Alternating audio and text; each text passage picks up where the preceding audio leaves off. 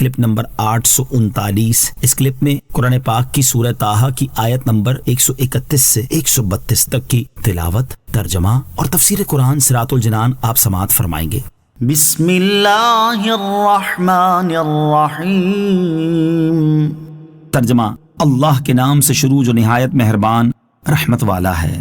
وَلَا تَمُدَّنَّ عَيْنَيْكَ إِلَىٰ مَا مَتَّعْنَا بِهِ أَزْوَاجًا مِّنْهُمْ زَهْرَةَ الْحَيَاةِ الدُّنْيَا لِنَفْتِنَهُمْ فِيهِ وَرِزْقُ رَبِّكَ خَيْرٌ وَأَبْقَىٰ۔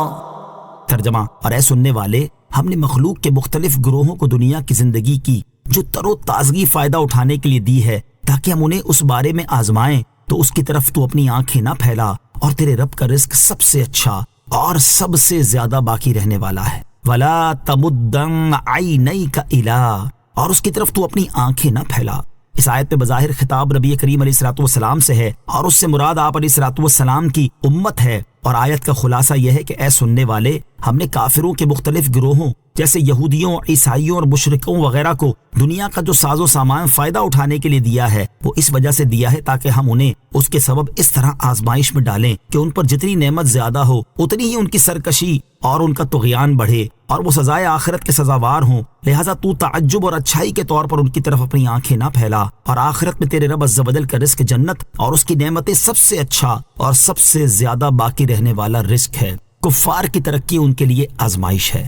اس آیت سے معلوم ہوا کہ کافروں کے دنیاوی ساز و سامان، مال و دولت اور عیش و عشرت کافروں کے لیے اللہ تعالیٰ کی طرف سے ایک آزمائش ہے۔ اس لیے مومن کو چاہیے کہ وہ کفار کی ان چیزوں کو تعجب اور اچھائی کی نظر سے نہ دیکھے۔ حضرت حسن بصری رضی اللہ تعالیٰ عنہ فرماتے ہیں کہ نافرمانوں کی شان و شوکت اور روب داب نہ دیکھو، بلکہ یہ دیکھو کہ گناہ اور معصیت کی ذلت کس طرح ان کی گردنوں سے نمودار ہے۔ اس میں ان لوگوں کے لیے بڑی نصیحت ہے جو فی زمانہ کفار کی دنیاوی ٹیکنالوجی میں ترقی، مال و دولت اور عیش و عشرت کی فراوانی دیکھ کر تو ان سے انتہائی مروب اور دین اسلام سے ناراض دکھائی دیتے ہیں، جبکہ انہیں یہ دکھائی نہیں دیتا کہ اس ترقی اور دولت مندی کی وجہ سے وہ اللہ تعالیٰ کی نافرمانی کرنے اور اس کے احکام کی سرکشی کرنے میں کتنا آگے بڑھ چکے ہیں۔ کیا انہوں نے نہیں دیکھا کہ اسی ترقی کے سبب آج کون سا گناہ ایسا ہے جو وہ نہیں کر رہے؟ فحاشی اور یعنی بے حیائی اور بے شرمی کی کون سی ایسی حد ہے جو وہ پار نہیں کر چکے؟ ظلم و ستم، سفاکی اور بے رحمی کی کون سی ایسی لکیر ہے جسے وہ مٹا نہیں چکے؟ مسلمانوں کو ذلت و رسوائی میں ڈبونے کے لیے کون سا ایسا دریا ہے جس کے بند وہ توڑ نہیں چکے؟ افسوس ان سب چیزوں کو اپنی جیتی جاگتی آنکھوں سے دیکھنے،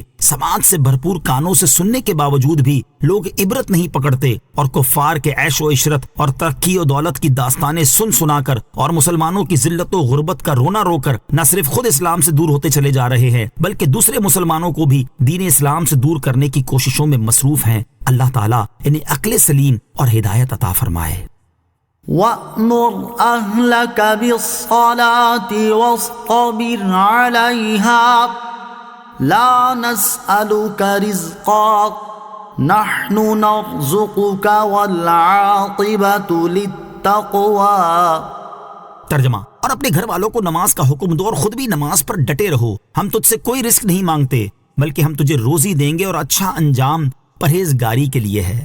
وَأْمُرْ أَهْلَكَ بِالصَّلَاةِ، اور اپنے گھر والوں کو نماز کا حکم دو۔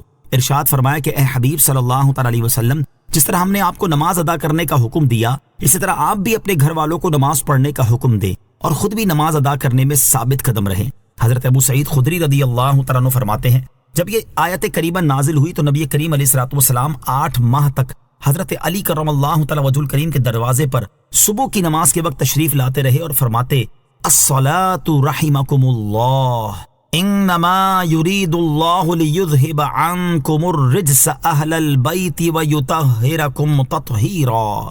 نماز اور مسلمانوں کا حال، یاد رہے کہ اس خطاب میں حضور پرنور علیہ الصلوۃ والسلام کی امت بھی داخل ہے، اور آپ علیہ الصلوۃ والسلام کے ہر امتی کو بھی یہ حکم ہے کہ وہ اپنے گھر والوں کو نماز ادا کرنے کا حکم دے اور خود بھی نماز ادا کرنے پر ثابت قدم رہے۔ ایک اور مقام پر اللہ تعالیٰ ارشاد فرماتا ہے یا ایھا الذین آمنوا قوا انفسکم واہلیکم نارا وقودها الناس والحجارہ وقودها الناس والحجارة عليها ملائكة غلاظ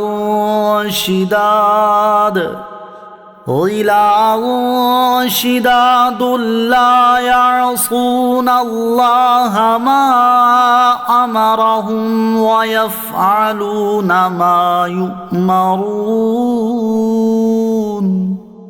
ترجمہ: اے ایمان والو، اپنی جانوں اور اپنے گھر والوں کو اس آگ سے بچاؤ جس کا ایندھن آدمی اور پتھر ہے۔ اس پر سختی کرنے والے طاقتور فرشتے مقرر ہیں جو اللہ کی نافرمانی نہیں کرتے اور وہی کرتے ہیں جو انہیں حکم دیا جاتا ہے۔ افسوس فی زمانہ نماز کے معاملے میں مسلمانوں کا حال یہ ہے کہ گھر والے نمازیں چھوڑ دیں، انہیں اس کی پرواہ نہیں، خود کی نمازیں ضائع ہو جائیں، انہیں اس کی فکر نہیں، اور کوئی شخص نماز چھوڑنے پر انہیں اخروی حساب اور عذاب سے ڈرائے، انہیں اس کا احساس نہیں۔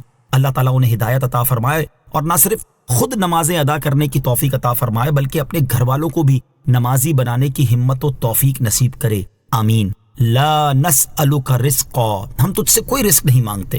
ارشاد فرمایا کہ ہم تجھ سے کوئی رزق نہیں مانگتے اور اس بات کا پابند نہیں کرتے کہ ہماری مخلوق کو روزی دے یا اپنے نفس اور اپنے اہل کی روزی کے ذمہ دار ہوں، بلکہ ہم تجھے روزی دیں گے اور انہیں بھی۔ تو روزی کے غم میں نہ پڑ بلکہ اپنے دل کو امر آخرت کے لیے فارغ رکھ کہ جو اللہ تعالیٰ کے کام میں ہوتا ہے اللہ تعالیٰ اس کی کار سازی کرتا ہے، اور آخرت کا اچھا انجام پرہیزگاری اختیار کرنے والوں کے لیے ہے۔